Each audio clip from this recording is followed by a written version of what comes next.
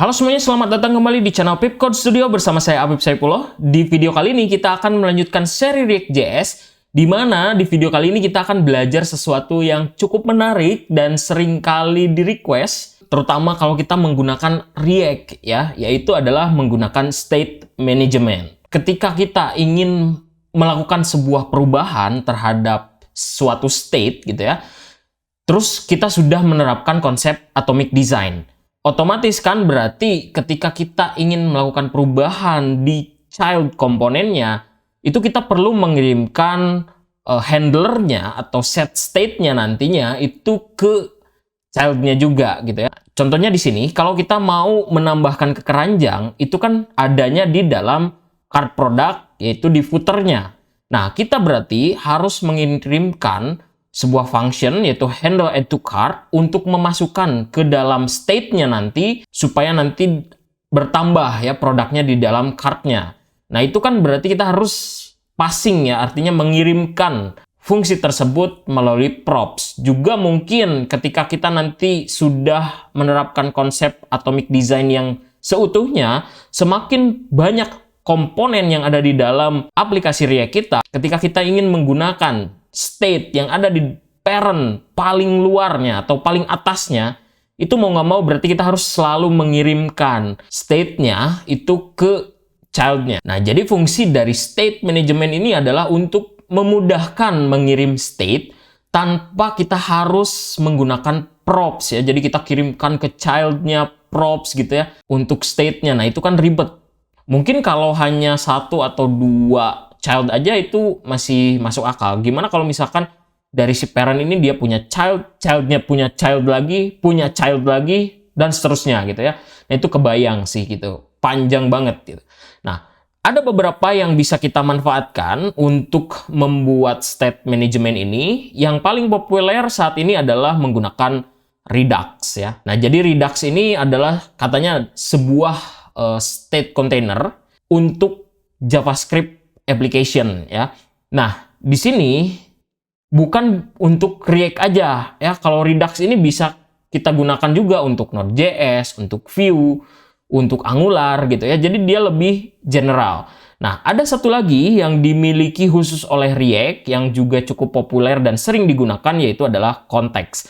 Tapi di video kali ini kita akan coba bahas dulu mengenai Redux. Nanti mungkin kita akan bahas mengenai konteks di video-video selanjutnya ya. Saya mau perlihatkan sebuah diagram ya, yang mana di sini adalah perbandingan ketika kita tanpa menggunakan Redux dan juga ketika kita menggunakan Redux di dalam implementasi code menggunakan React. Jadi misalkan saya punya sebuah parent di sini. Misalkan ini adalah page home gitu ya, katakanlah. Nah, terus page home ini punya beberapa komponen. Yang mana komponen-komponen tersebut mungkin tersusun dari beberapa fragmen, terus fragmennya tersusun dari beberapa elemen, misalkan gitu ya. Nah, misalkan saya punya sebuah state yang ada di dalam parent-nya, yaitu di page-nya, misalkan gitu ya. Nah, terus saya mau ubah state yang ada di sini, tapi untuk mengubahnya, itu ada di dalam elemen di sini ya. Yang mana ini adalah komponen yang nanti menginisiasi perubahannya gitu ya. Nah, kebayang berarti saya harus kirimkan props-nya dari page ini. Saya kirimkan dulu fungsinya itu ke fragmen, terus misalkan ke molekul, terus ke atom gitu ya, atau ke elemen gitu. Nah, ini kan prosesnya sangat panjang sekali gitu. Nah, terus kalau misalkan kita pakai Redux, itu akan memunculkan sesuatu yang baru yang disebut dengan store. Nah, jadinya sekarang state-nya nggak disimpan lagi di dalam parent-nya, tapi state-nya akan kita simpan di dalam store. Nah, untuk melakukan perubahannya, itu kita tidak perlu lagi mengirimkan dari parent sampai ke child paling bawah gitu ya. Untuk si set state-nya, kita cukup langsung akses aja ke store-nya dari child paling bawah tersebut gitu. Nah, di sini kita lihat ada banyak sekali proses yang mungkin bisa kita pangkas. Nah, hal ini efektif kalau kita misalkan komponennya udah banyak banget child-nya gitu ya. Tapi hal ini nggak efektif kalau teman-teman misalkan ya komponennya hanya punya satu child aja gitu ya. Komponen-komponen yang sifatnya simple gitu. Nah, tapi kalau teman-teman sudah bekerja di perusahaan-perusahaan, di industri gitu ya, itu pasti mereka menggunakan Redux ini atau state management ini. Karena apa? Karena komponennya pasti dia akan memiliki banyak sekali child gitu. Jadi itu kurang lebih untuk konsep state management menggunakan Redux. Nah, sekarang gimana caranya kita untuk mengimplementasikannya dalam code ya? Kita bisa buka di Visual Studio Code ya. Nah, pertama, saya nggak akan langsung bikin untuk React-nya dulu. Jadi kita pelajari dulu konsep dari penggunaan Redux secara utuh gitu ya, tanpa menggunakan React. Nah, caranya teman-teman bisa buka ya di project teman-teman. Itu bikin aja sebuah file, misalkan di bagian luar ya, sejajar dengan package.json ini. Nah, kebetulan projectnya ada di My React App, berarti saya mau bikin aja sebuah file. Mungkin teman-teman ada yang bukanya langsung foldernya gitu. Silakan aja buat sebuah file yang sejajar dengan package.json-nya ya. Nah, di sini saya tinggal klik new file, kemudian nama filenya adalah misalkan di sini saya mau bikin redux.js ya. Nah, ini sudah ada filenya. Nah, nanti kita akan coba eksekusi file tersebut ya. Nah, di sini yang perlu kita lakukan adalah berarti saya akan masuk dulu ke dalam foldernya, change directory my React app ya. Kemudian saya mau menginstal library Redux-nya ya. Di sini tinggal npm i redux. Tunggu sampai instalasinya selesai. Selanjutnya kita akan coba pelajari konsep yang ada di dalam Redux itu sendiri ya. Nah, jadi di dalam Redux itu kita akan mengenal yang namanya dispatch, yang mana dispatch ini adalah merupakan event handler nantinya ya. Nah, terus kemudian kita akan kenalan dengan yang namanya store, kemudian ada reducer dan juga ada state. Kemudian ada UI ya. Nah, jadi kalau kita lihat di sini ya, animasinya adalah ketika kita mengklik button, katakanlah misalkan di sini adalah untuk mendeposit uang gitu ya dari UI, dia akan masuk ke event handler ya. Di mana di event handlernya itu dia akan menggunakan sebuah metode namanya adalah dispatch ya. Nah, si dispatch ini dia akan mengirimkan payload nantinya ke dalam store ya. Nah, si store ini nanti akan ngecek ke reducer ya. Store ini kan untuk menyimpan state-nya nanti ya, di mana dia punya reducer. Nah, reducer sendiri itu adalah yang nanti akan memilah gitu ya, memilah payload dari yang dikirimkan oleh si UI ini gitu. Nah, jadi nanti akan dikelola dari reducer untuk membedakan apakah misalkan ini adalah untuk deposit atau untuk withdraw gitu ya. Nah, baru di dalam reducer akan dijalankan fungsinya. Misalkan kalau deposit berarti kita akan memasukkan atau menambahkan datanya ke dalam state-nya. Nah, kalau withdraw berarti kita akan mengurangi datanya di dalam state-nya gitu ya. Nah, baru nanti dia akan menyimpan perubahan tersebut ke dalam state. Nah, state-nya nanti kita bisa akses lagi ke UI gitu. Jadi kurang lebih seperti ini untuk gambarannya. Nah, contohnya di sini dia ngeklik deposit, maka action yang dikirimkan adalah deposit dengan payload 10, masuk ke reducer. Di reducer akan diolah data tersebut yang tadi dikirimkan payloadnya, kemudian dia akan merubah state, dan akhirnya di UI, kalau teman-teman perhatikan, dia akan berubah dari yang awalnya 0 setelah dideposit jadi 10. Nah, jadi kurang lebih seperti itu ya untuk konsep dari Redux sendiri. Nah, implementasi di code-nya seperti apa? Nah, di sini kita pertama yaitu adalah kita siapkan dulu ya berupa komentar. Berarti kita butuh yang namanya reducer. Kemudian nanti kita butuh yang namanya store ya. Kemudian kita butuh dispatch. Dan ada satu lagi sebetulnya namanya adalah subscribe. Subscribe ini adalah untuk melihat perubahan yang terjadi di dalam store ya. Yang perlu kita lakukan adalah yang pertama membuat reducernya dulu ya.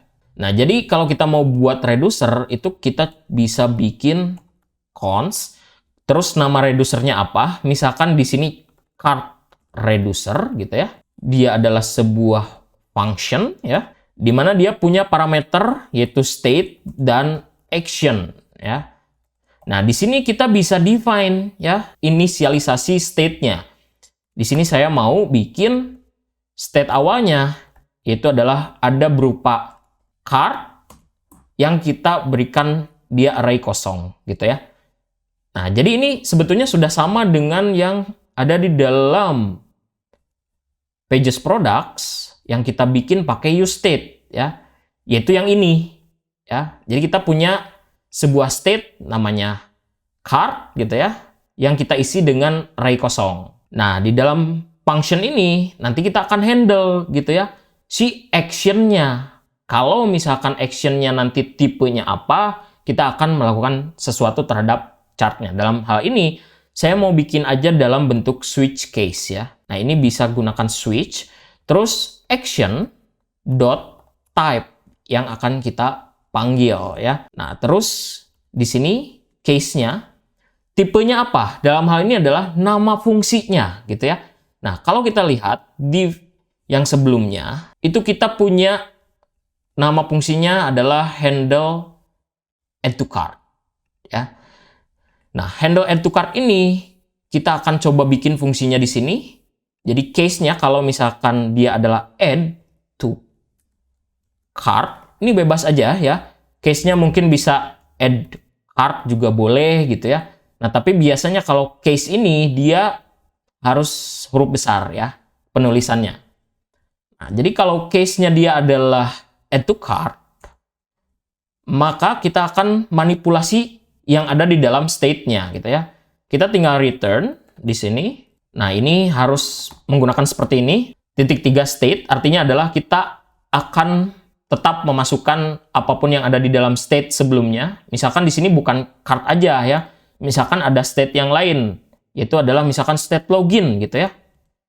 Nah, di sini misalkan false nilai awalnya. Nah, kalau misalkan kita nggak masukkan ini, nanti kita hanya ubah yang card-nya aja, hilang yang false ini ya. Misalkan seperti ini, terus saya tambahkan di sini yang card, itu kita akan manipulasi, di mana state card sebelumnya itu kita masukkan juga ya, karena ini kan add to cart ya. Terus tinggal kita action.payload. Nah, jadi di dalam action nanti akan punya type dan juga payload ya. Kalau type ini adalah nama actionnya nanti gitu ya. Kalau payload adalah datanya nanti ya. Nah, jadi kurang lebih seperti ini. Nah, kalau kita tidak memasukkan yang ini, saya tulis ini aja gitu ya. Ketika nanti saya add to cart, loginnya hilang. Jadi hanya cart aja gitu. Jadi mau nggak mau kita harus masukkan juga apapun yang ada di dalam state sebelumnya, dan kemudian kita lakukan perubahan yang ada di dalam cart-nya, di mana kita juga memasukkan state card sebelumnya ditambahkan dengan data yang kita masukkan gitu. Nah, ini saya hapus aja login false-nya. Ini hanya untuk mencontohkan aja ya. Nah, untuk reducer kurang lebih sudah seperti ini. Tinggal kita berikan nilai default aja di sini, berarti bisa tambahkan default terus return state gitu ya. Nah, jadi kalau misalkan nggak ada action type-nya, yang akan di-return adalah berupa state gitu. Nah, selanjutnya adalah kita akan bikin store atau wadahnya ya dari state tadi yang fungsinya adalah untuk menyimpan state-nya. Nah, di sini kita bisa gunakan const store sama dengan create store ya. Nah, create store ini kita import dari Redux ya. Nah, ini kalau misalkan teman-teman agak heran kenapa ada dicoret kayak gini gitu ya. Nah, ini biarkan dulu, nanti saya jelaskan ya. Nah, di dalam create store itu kita masukkan parameter yaitu reducer yang tadi kita buat, yaitu card reducer ya. Nah, jadi seperti ini. Saya mau coba console.log. Di sini misalkan on create store. Terus saya gabungkan dengan di sini store.getState. Jadi saya akan coba tampilkan state yang ada di dalam store ketika kita sudah selesai membuat store-nya gitu ya. Nah, ini bisa kita langsung jalankan. Untuk menjalankannya bukan npm run dev, tapi saya mau langsung aja node redux ya. Dia akan langsung menjalankan file yang redux.js ini. Kalau kita jalankan npm run dev, dia akan ngeceknya ke yang index.html ya, atau yang main.jsx ini gitu. Ini saya jalankan. Nah, kalau kita lihat ada ya sekarang konsolnya, yaitu adalah on create store, katanya cart-nya kosong. Nah, kalau misalkan saya mau memberikan nilai awal ke cart-nya, itu bisa aja kita tambahkan misalkan di sini itu adalah sebuah objek, ada ID 1, kemudian quantity 20. Nah, ini konsepnya sama seperti state yang ada di dalam produk ya. Jadi kalau kita add to cart itu akan memasukkan ID dan juga quantity-nya ya. Nah, seperti ini. Saya coba jalankan lagi node redux. Nah, sekarang kalau kita lihat ketika saya buat store-nya, di dalam cart-nya udah ada ID dan quantity. Nah, ini adalah konsepnya ketika kita simpan data cart-nya ke dalam local storage, terus kita tarik datanya dari local storage gitu ya. Dan akhirnya dia jadi sebuah initial state gitu. Nah, ini kan konsepnya udah hampir mirip dengan yang sebelumnya. Kemudian setelah itu kita akan lakukan dispatch. Nah, di sini kita bisa bikin misalkan sebuah action ya. Di sini bikin aja const misalkan action 1 gitu ya. Action 1 itu saya mau masukkan dia dalam bentuk objek di mana tipenya atau fungsi yang mau saya jalankan adalah add to cart. Ya, fungsi yang ada di dalam sini, yang ada di dalam reducernya ya. Nah, kemudian yang kedua tadi payload ya, atau data yang mau saya kirimkan apa gitu. Di sini berupa ID, ID-nya misalkan 2 sekarang, terus quantity 20. Nah, jadi saya punya sebuah action 1 di sini ya, yang mau saya lakukan dispatch. Untuk melakukan dispatch-nya, saya bisa gunakan store.dispatch. Kemudian yang di dispatch apa? Yaitu adalah action-nya, yaitu action 1 ya. Nah, seperti ini. Sekarang kalau misalkan saya coba di sini node redux, ini nggak kelihatan apa-apa ya. Padahal di dalam store-nya itu sekarang ada data baru. Nah, untuk melihat perubahannya kita gunakan yang namanya subscribe ini. Ya, jadi kita bisa coba di sini store.subscribe. Kemudian kita coba aja console.log. Di sini misalkan store change ya. Saya mau lihat state yang ada di dalam store-nya menggunakan metode getState. Nah, seperti ini. Kalau kita coba sekarang node redux. Nah, sekarang akan muncul ada dua nih. Yang pertama adalah on create store. Jadi ketika store-nya dibuat, datanya ada. Datanya yang mana? Datanya adalah yang ini ya. Nah, kalau misalkan sekarang kita lakukan action, yaitu tipenya adalah add to cart dengan payload yaitu berupa ID 2 dan quantity 20, terus kita lakukan dispatch action-nya ya, kita jalankan action-nya.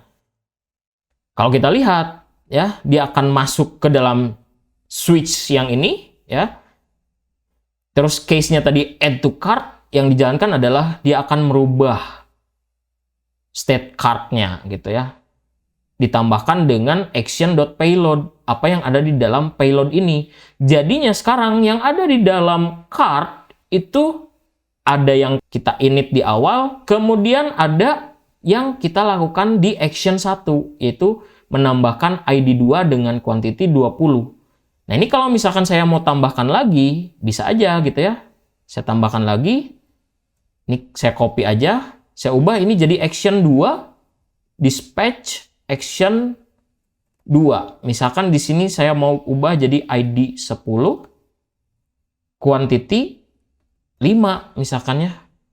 Nah, ini saya node redux. Nah, kalau kita lihat on create store, ini yang awal ya. Terus store change. Yang pertama adalah saya melakukan dispatch action 1, ya, dimasukkan datanya, dan saya lakukan dispatch action 2. Nah, di sini kalau kita lihat card-nya jadi 3 sekarang ya. Nah, jadi kurang lebih seperti itu ya untuk konsep dari penggunaan Redux sendiri ya. Nah, sekarang ada di sini kalau kita lihat ya yang dicoret di dalam create store-nya. Nah, ini kalau kita lihat ya di komennya katanya adalah deprecated. Ya, artinya sudah tidak digunakan lagi sebetulnya. Jadi dia merekomendasikan katanya untuk menggunakan configure store, yang mana itu adalah punyanya Redux.js Toolkit. Nah, tapi kita nggak akan bahas dulu di video kali ini gitu ya. Karena kita akan bahas mengenai Redux.js Toolkit ini di video berikutnya. Nah, untuk menghandle ini, kita bisa jangan gunakan create store seperti ini, tapi gunakan legacy underscore create store ya. Nah, di sini saya ubah juga berarti jadi legacy underscore create store ya. Saya coba jalankan sekarang node Redux. Nah, hasilnya sama aja ya. Tapi yang dicoretnya hilang. Nah, tadi saya udah menyinggung bahwa harusnya menggunakan Redux.js Toolkit. Itu akan kita lakukan di video berikutnya. Karena ada fungsi-fungsi yang kita bisa manfaatkan dari Redux Toolkit tersebut yang bisa mempercepat proses kita untuk membuat store, untuk membuat reducer, untuk membuat action seperti ini gitu ya. Dan kita akan coba pelajari itu di video berikutnya. Untuk itu jangan lupa untuk subscribe, comment, like, dan share video ini. Kita ketemu lagi di video berikutnya.